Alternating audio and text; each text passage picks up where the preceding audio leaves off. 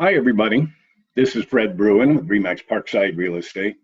It is Wednesday, May 20th, and I'd like to talk just briefly with you today about unemployment and how it's affecting the real estate market nationally and locally. So let's get right to it. Let me find here we are.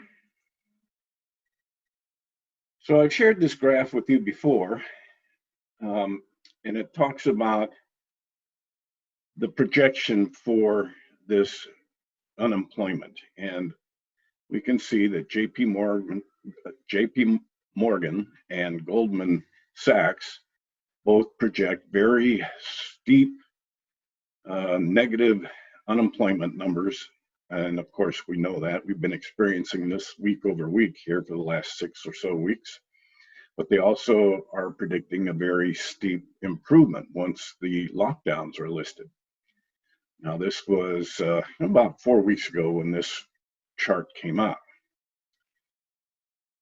We have an updated one, and it's with Goldman Sachs, and they're now projecting an even deeper worsening unemployment rate numbers. Still a steep improvement as the lockdown is eased, but it's stretching out over a little bit longer period of time. And the reason that this projection has been extended like this is because this extended lockdown has permanently closed some businesses, big and small, and those jobs aren't coming back. A lot of small businesses that were struggling before the COVID-19 epidemic and lockdown just haven't survived.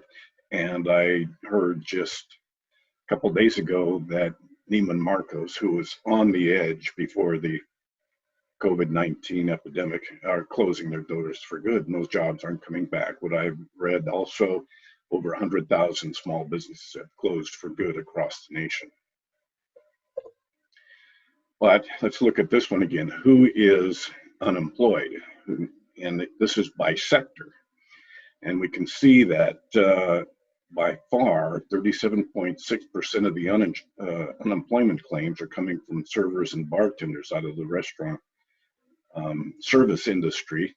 But we can also add into this retail, another service industry. A lot of service jobs there were eliminated. Hotels, hospitality. So there's a pretty big group of people, well over 50% in the service industry, that lost their jobs and filed unemployment claims. Let's look at that as a percentage of households. So how many households at what income point realized at least one job loss? And the households earning less than $40,000 a year, 40% of those households realized at least one job loss. In the $40,000 to $100,000 income range, 19% of those households realized one job loss, and over 100,000 income for a household realized that 13% of those households had at least one job loss. So let's go back to this number. These people may not have been in the housing market as it stands. And here is a quote talking specifically to that. This is from Odetta Kushi. She's the deputy chief economist for First American. She says, our analysis shows that the nature of the service sector driven recession is unlikely to result in a one-to-one decline in homeownership demand, because those being impacted disproportionately by this recession are much less likely to have been house hunting in the first place. So quite accurate, I believe, that these folks were not actively in the housing market looking to buy real estate. But the market is improving. We're starting to see some activity again. This is the number of showings as reported by Showing Time. And we can see at the beginning of the year, as we would expect, the number of showings was increasing as we were getting into the selling season. Then the COVID-19 epidemic became front page news, and the showings virtually stopped up until about mid-April, when it seems to have bottomed out. And we're starting to see that buyers are out there again, starting to look at properties again, and there's an increase in the number of showings being reported. Locally, that's reflected here. This is the number of properties in escrow. We can see at the beginning of the year, it was 135, 140 in escrow. Quickly climbed, as we should be, into the prime selling season. But then the COVID-19 and the stay shelter in place order, and the number of properties in escrow quickly fell off. But here about May 1st, it seems that we've turned that corner, and we're seeing more and more properties going into escrow. Again, another reflection of increased buyer activity in our local market. On the selling side, Skylar Olson, the senior principal economist at Zillow, he says many sellers with the flexibility to delay or temporarily remove listings have opted to do so, perhaps waiting out the uncertainty. Now that more buyers are in the market, those sellers are wading back in, joining those who had remained motivated to sell for any number of life reasons. Well, those life reasons, of course, are marriage, divorce, job transfer, having babies, passing away, upsizing, downsizing. Those things continue to happen.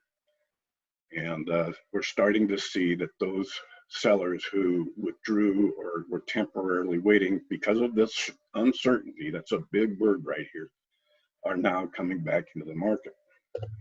And I can show that how in our local market as well, this red line, trend line, showing the number of listings at the beginning of the year being reported coming on the market, quickly increasing into the prime selling season. The COVID-19 discussion ramps up, and the number of properties come on the market started to decline. But again, here about May 1st, we're starting to see that number change, and we're seeing more and more properties come on the market here in our local market. And just a side note on that, CNBC reports mortgage applications to purchase a home rose 6% last week from the previous week. So that's a good sign. They're up 6% from the previous week. This is according to the Mortgage Bankers Association. But this is big right here. Purchase volume was just 1.5% lower than a year ago. A rather stunning recovery from the 6 weeks ago when mortgage purchase volume was down 35% from the year before. So a significant, considerable recovery between these two numbers. So we definitely are seeing an increase in activity in the real estate market. And just to plug again, my springtime buyer guide and seller guide are available and have been. But coming on June 5th, we'll have the summer 2020 buyer guide and seller guide available. Get a hold of me if you'd like a copy. Okay, that's it for today, and I am still working on the next video for the seller market and talk about that in a little bit more in depth. Thanks for watching, and hope to see you soon.